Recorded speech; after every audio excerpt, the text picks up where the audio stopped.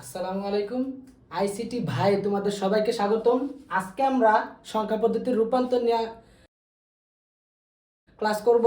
গত ক্লাসে আমরা সংখ্যা পদ্ধতির ইতিহাস, আবিষ্কার, সংখ্যা পদ্ধতি দেখতে কেমন, কোন সংখ্যা পদ্ধতি কিভাবে প্রকাশ করে এগুলো শিখছি। আজকে আমরা সংখ্যা পদ্ধতির রূপান্তর নিয়ে পড়ব। तो चलिए शुरू करते हैं। তো চলো সংখ্যা পদ্ধতির রূপান্তর আমরা লেখা ফেলি। সংখ্যা পদ্ধতির রূপান্তর। সংখ্যা পদ্ধতির রূপান্তর তিনটা নিয়মে আছে। দেখো, সংখ্যা পদ্ধতির রূপান্তর এই দুই দ্বারা দশমিক বুঝাইতেছি, বাইনারি, অক্টাল আর হেক্সাডেসিমেল। ডি দ্বারা দশমিক, বি দ্বারা বাইনারি, ও দ্বারা অক্টাল আর এইচডি দ্বারা হেক্সাডেসিমেল আমরা বুঝাইতেছি। তো এই একটা পদ্ধতি। अच्छा বাইনারি, অক্টাল আর হেক্সাডেসিমেল থেকে আমরা যাব এখন দশমিক পদ্ধতিতে। এই আরেকটা পদ্ধতি। এইখানে তিনটা ছয়টা নিয়মের অঙ্ক আছে দুইটা পদ্ধতিতে। আরো কিছু অঙ্ক আছে। দেখো, বাইনারি থেকে আমরা যাব অক্টালে, দেখো যাচ্ছে, আবার অক্টাল থেকে বাইনারিতে আসবে, আবার বাইনারি থেকে আমরা যাব হেক্সাডেসিমালে, আবার হেক্সাডেসিমাল থেকে বাইনারিতে আসতেছে। আবার দেখো, অক্টাল থেকে হেক্সাডেসিমালে যাচ্ছে, আবার হেক্সাডেসিমাল থেকে অক্টালে আসতেছে। এই কয়টা নিয়ম যদি আমরা জানতে পারি, শিখতে পারি, তাহলে আমাদের এই চ্যাপ্টার অঙ্ক করতে খুবই ইজি হয়ে যাবে। খুবই সহজভাবে আমরা অঙ্ক বুঝতে পারবো, করতে পারবো। তাহলে আমরা পদ্ধতি নাম্বার 1 দশমিক থেকে বাইনারি, অক্টাল, হেক্সাডেসিমালে যাওয়াটা শিখি। চলো ओके এগুলো মুছে দেই। পদ্ধতি নাম্বার 1 বাইনারি থেকে দশমিক থেকে বাইনারি, অক্টাল, হেক্সাডেসিমালে যাব। তো দশমিক এখানে লিখে আমি পদ্ধতি নাম্বার 1টা লিখে এইভাবে দিয়ে দিই, বাইনারি, অক্টাল আর হলো হেক্সাডেসিমাল। তা আমরা প্রথম যে অঙ্কটা করব এটা হলো দশমিক থেকে বাইনারিতে যাব। দশমিক থেকে কোথায় যাব? বাইনারিতে যাব। তো আমাদের এইটা বোঝার জন্য আমাদের একটা সংখ্যা নিতে হবে। ধরো তোমরা তো 24-এর ব্যাচ হয়তো বা 25-এর ব্যাচ, তো 24.5 এই যে একটা সংখ্যা নিলাম আমরা, এই সংখ্যাটা আছে কিসে? দশমিকে আছে। আমরা কিসে যাব? বাইনারিতে যাব। এইখানে এই সংখ্যার দেখো দুইটা অংশ, একটা হলো পূর্ণাংশ, একটা ভগ্নাংশ। এই প্রথম পদ্ধতিতে আমাদের এই দুইটা অংশ আলাদা আলাদা ভাবে করতে হবে, বুঝতে পারছো?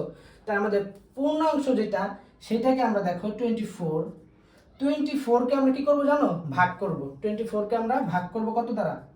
24 কে ভাগ করব এই যে সংখ্যা পদ্ধতি থেকে যেখানে যাচ্ছি, দশমিক থেকে বাইনারিতে যাচ্ছি।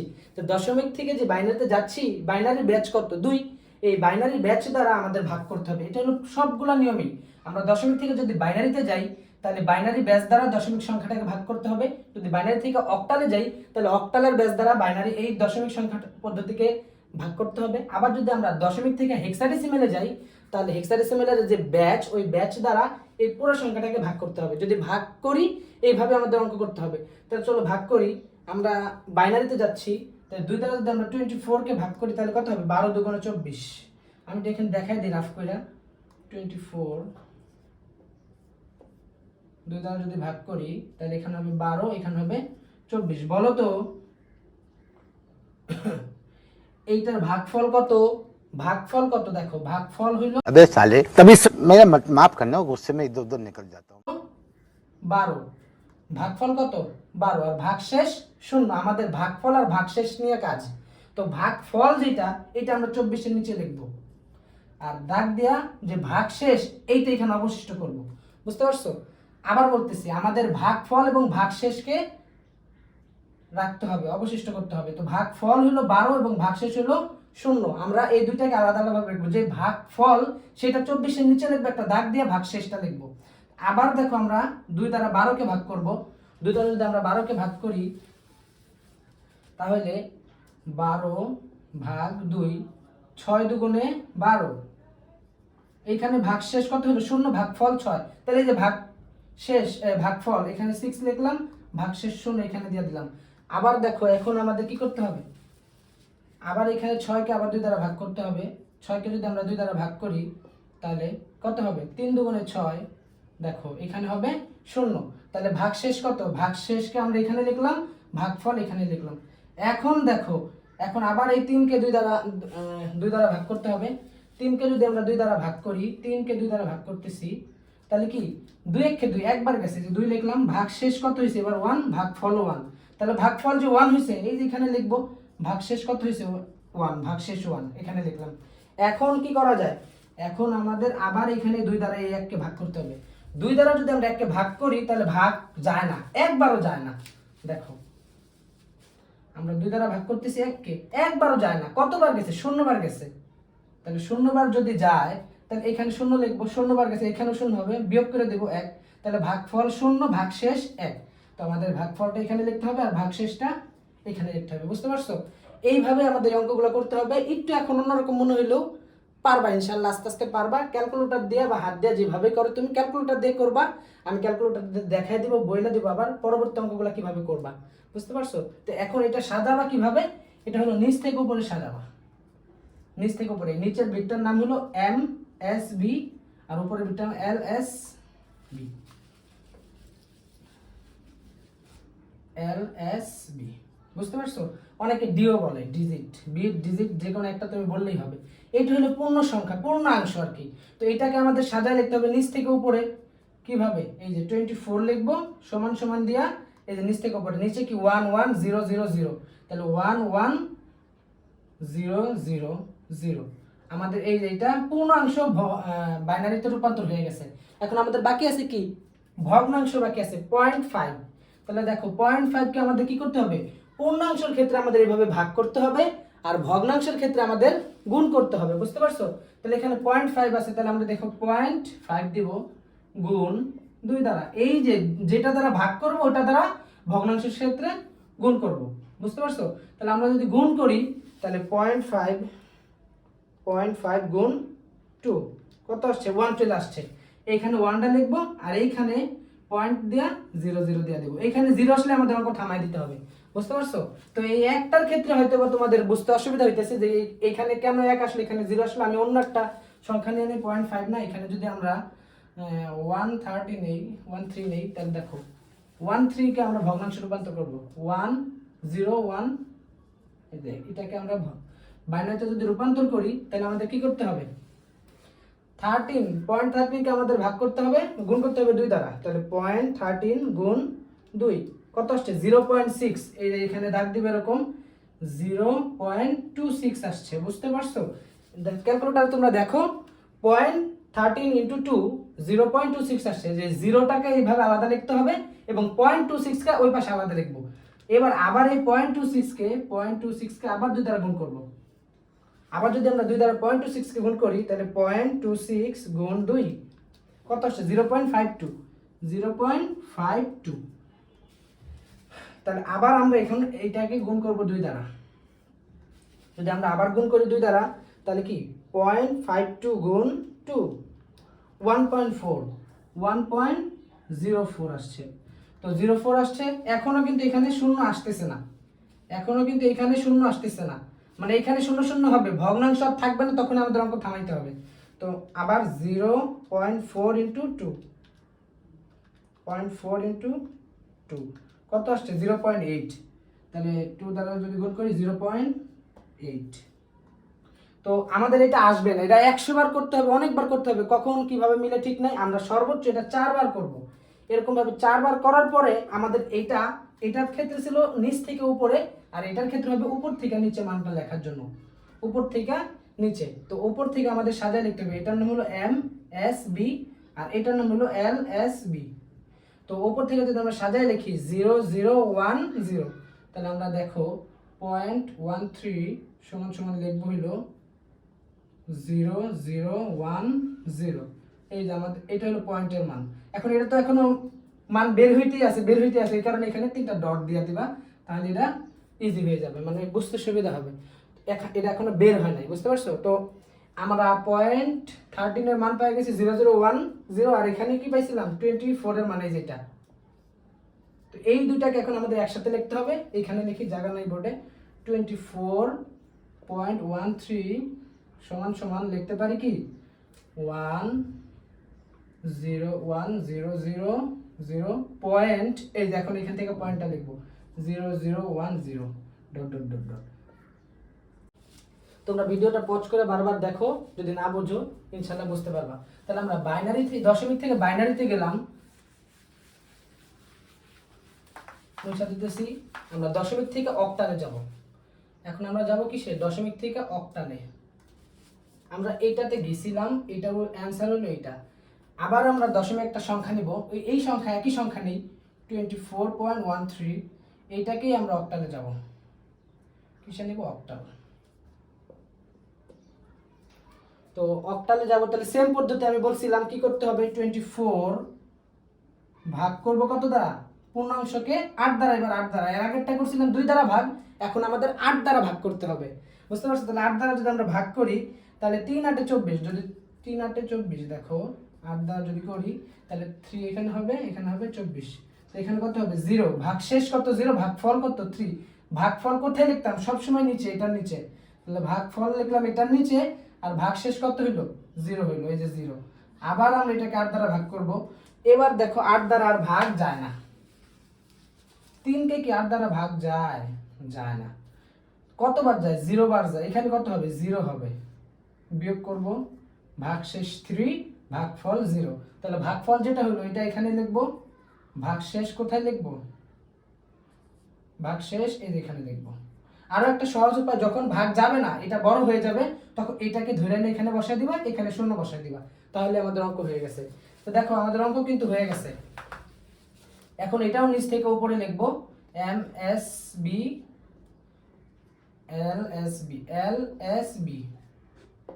তো ভগ্নাংশটাও সেম পদ্ধতিতে বাইনারিতে যেভাবে করলাম 0.13 গুণ 8, এরকম ভাবেই সেম ভাবে। তাহলে আমরা 0.13 গুণ 8 দিব, কত হয়? 1.04। 1.04, এইটা আমাদের উত্তর লাগবে, যার কারণে এটাকে আমরা আলাদা করছি। আবার গুণ দিব 8 দ্বারা, তাহলে 0.04 গুণ 8, 0.04 গুণ 8 কত আসছে? 0.32। 0.32 আসছে। আবার আমরা 8 দ্বারা গুণ করব। তো আবার যদি আমরা 8 দ্বারা গুণ করি, 0.32 ইন্টু 8, 2.56 এরকম মিলবে না, আসতেই আছে। তো আরেকবার করে দেখি, আমরা সর্বোচ্চ 4 বার করব। তোমরা এক কাম করো, তোমরা সর্বোচ্চ 4 বার করবা, আমি 3 বার করে থামাই দিলাম, তোমরা সর্বোচ্চ এটা 4 বার করবা। তো এখন আমাদের এটা মিলবে না, এটা আরো আসতেই থাকবে। তো এটার ক্ষেত্রে ছিল উপর থেকে নিচে, এরকম অ্যারো দিয়া উপর থেকে নিচে লিখবা, সাজাইবা নিচ উপর থেকে নিচে। তাহলে আমরা এটা সাজাই দিই আগে। এটা ছিল 24, দশমিকে ছিল 30 হয়ে গেছে এই অক্টালে আইসা। আর এইটা 0.30 আসছিল দশমিকে, অক্টালে এসে কি হয়ে গেছে? 102। এই যে অক্টাল, এখানে পয়েন্ট হবে ডট ডট ডট ডট 8। বুঝতে পারছো? এটা হলো অক্টালের ক্ষেত্রে। সেম ভাবেই দশমিক থেকে যদি হেক্সাডেসিমালে যাও তাহলে সেম পদ্ধতি। তো আমি এটা কাইটা মুছা দিতেছি, উত্তরটা এখানে লিখতেছি, একসাথে লেখা দিবা। তো 24.13, এটা দশমিকে আছে, অক্টালে নিলে কি হবে? একসাথে লিখবা 30.102। এই যে অক্টালে রূপান্তর হয়ে গেছে। বুঝতে পারছো? মুছা দিতেছি।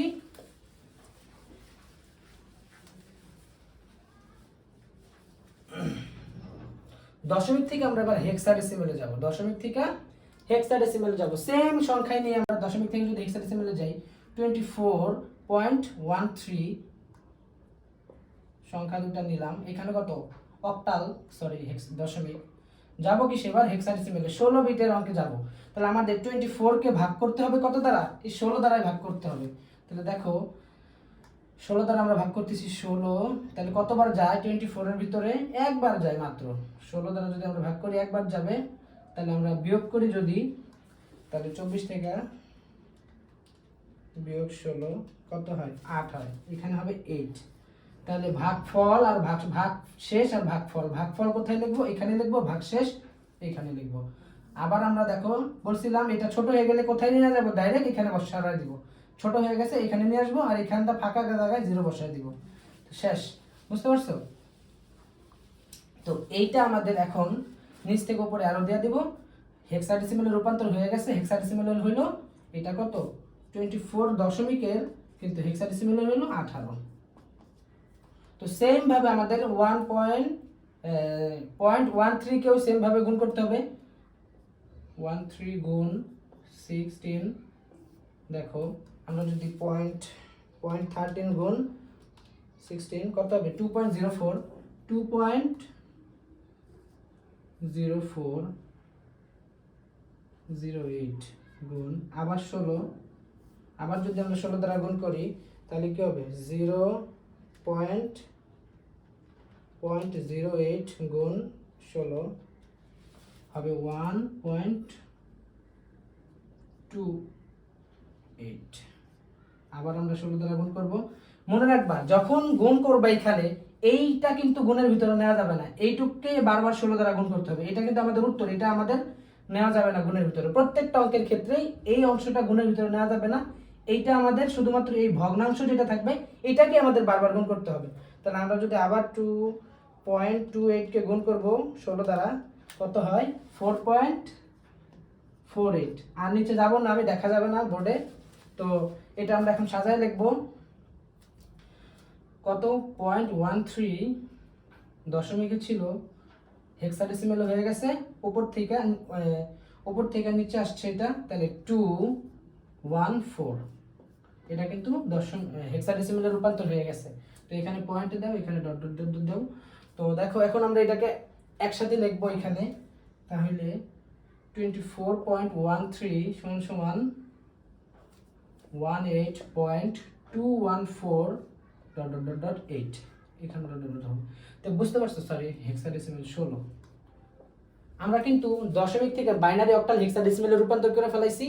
এইভাবে এই অঙ্কগুলো করতে হবে। তো হাতে করলা, ক্যালকুলেটরে কিভাবে করবা, ক্যালকুলেটরে এগুলো কি কেমন দেখাবে, তো তুমি যেটাকে করবা ভাগ করবা, ধরো 24 কে ভাগ করতেছো, 24 ভাগ 16 দ্বারা ভাগ করবা 16, কি আসছে 1.5 আসছে, দেখবা 1.5 আসবে।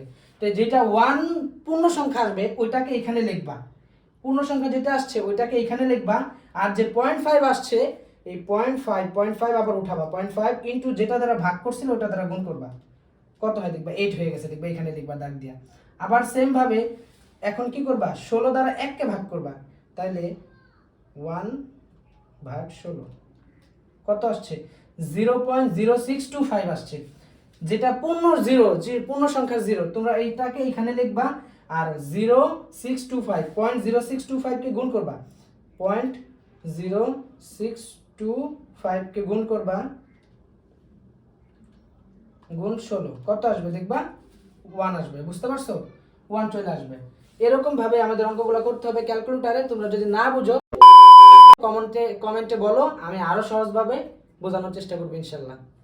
পরবর্তী ক্লাসে পার্ট 3 যে ক্লাসটা আসবে ওই ক্লাসে আমরা পদ্ধতি নাম্বার 3 মানে বাইনারি অক্টাল হেক্সাডেসিমেল থেকে, মানে আমরা এইটা মুছা দিয়ে দেখাই দেই, বাইনারি অক্টাল আর হেক্সাডেসিমেল থেকে দশমিকে যাওয়া পদ্ধতি শিখবো ইনশাল্লাহ। আমরা পরবর্তী ক্লাসে এইটা শিখবো। खत्म। Bye bye Tata.